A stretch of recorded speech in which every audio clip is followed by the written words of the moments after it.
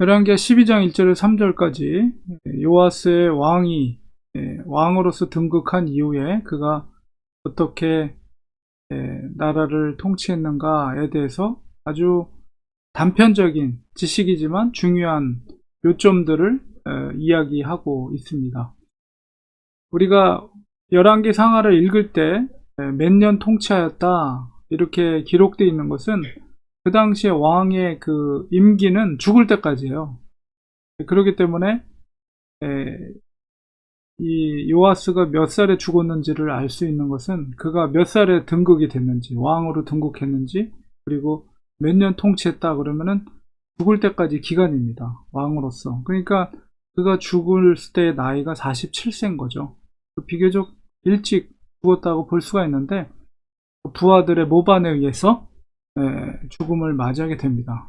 어쨌든 40년이라고 하면 굉장히 오랜 동안 통치를 하였고, 또 독특하게도 그의 어머니가 부엘세바 사람이다. 북쪽 이스라엘이나 혹은 유다 사람보다도 아주 최남단에 있었던 도시가 부엘세바인데 거기에 출신의 어머니 혈통이다라는 것을 말하고 있습니다. 그리고 2절에는 제사장 여호야다가 그를 교훈하는 여러 날 동안에는 여호와의 보시기에 정직히 행하였다. 그러니까 그 요아스가 왕으로 됐을 때가 7살인데 그 성전에서 그를 도왔던 사람이 제사장 여호야다였죠.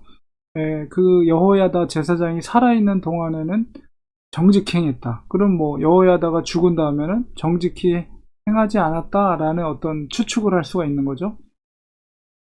한 가지 오점은 12장 3절에 말하는 산당을 제거하지 아니었다는 것을 말하고 있고, 백성이 여전히 산당에서 제사하고 분향했다 이렇게 기록하고 있습니다. 그러니까 산당이 무엇인가 한번 생각해 보면, 산당이라는 것은 사실 공식적인 국가에서 공인된 종교 기관은 성전입니다. 하나님의 성전, 솔로몬을 통해서 지어진 성전. 그런데 이제 북쪽 이스라엘 같은 경우는 나라가 이제 갈라졌기 때문에 종교적으로는 예루살렘에 와서 제사를 드려야 합당하죠. 그런데 그것이 합당치가 않으니까 왕의 입장에서는 그게 탐탁치 않은 거예요. 그래서 산에다가 제사를 드릴 수 있는 산당을 만들어 놓고 굳이 거기까지 가지 않아도 된다. 여기서 그냥 제사를 드려라. 이렇게 해서 이제 좀 정치적인 목적에 의해서 산당이 지어졌다면, 이제 남쪽 유다 같은 경우는 그러기보다는 뭔가 그 솔로몬의 성전이 제대로 그 기능을 하지 못했을 때 나름대로 그래도 율법대로 제사를 드리기 위해서 프라이빗하게 사적으로 제단을 만든 거죠, 산에다가. 그러니까 이제 남쪽 유다 같은 경우는 이 다윗의 혈통이라 할지라도 아달랴 같은 우상을 섬기는 그런 여왕이 다스릴 때라든가, 아니면 하나님의 법도대로 나라와 또 제사 제도를 하지 않을 경우에 솔로몬 성전에서 제사를 드리더라도 뭔가 원칙대로 혹은 율례대로 규례대로 행하지 않으면 뭔가 신앙을, 제사를 올바로 제대로 지키려고 하는 사람들에게 있어서는 그것이 불만이 될 수가 있죠.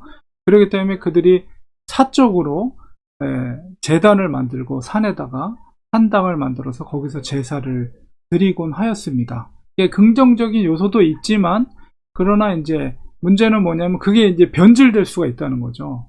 사적인 거기 때문에 그것이 올바로 되지 않고 개인의 맘대로 제사장을 세우는 일이라든가 제물을 드리는 일이라든가 이런 것들이 왜곡되거나 변질될 가능성이 굉장히 높은 거죠. 그렇다면 이 여호야다와 요아스에 의해서 종교 개혁 혹은 어떤 제사 제도의 회복 이런 것들이 있을 때 바알의 산당은 무너뜨렸지만 올바로 그런 종교적인 개혁이 일어나기 위해서는 솔로몬의 성전 제사가 율법대로 회복이 되죠. 회복이 돼야 되는 것이 우선적입니다. 근데 그것이 회복이 되면 나머지 사적인 산당들은 제거를 해야 돼요. 그래야만이 올바른 제사가 예루살렘에서 시행이 되고 많은 사람들이 국가적인 올바른 규례와 율례대로 또 제사장들이 국가적인 제사장들이 그 제사를 올바로 드리게 되는 것이며 하나님이 기뻐하시는 제사가 회복이 되는 거죠. 그렇게 볼 때에 솔로몬의 성전의 제사가 회복이 된다면 나머지 개인적인 산당들은 제거하는 것이 마땅한데 이것에 대해서 제사장 여호야다도 묵인했고 당연히 또 요아스 왕도 그것을 묵인해 버린 것이죠. 그래서 여전히 산당이 남아있고 그 백성들이 그 산당에서 제사를 여전히 분향하였다. 이것을 오점으로 지금 기록을 하고 있습니다.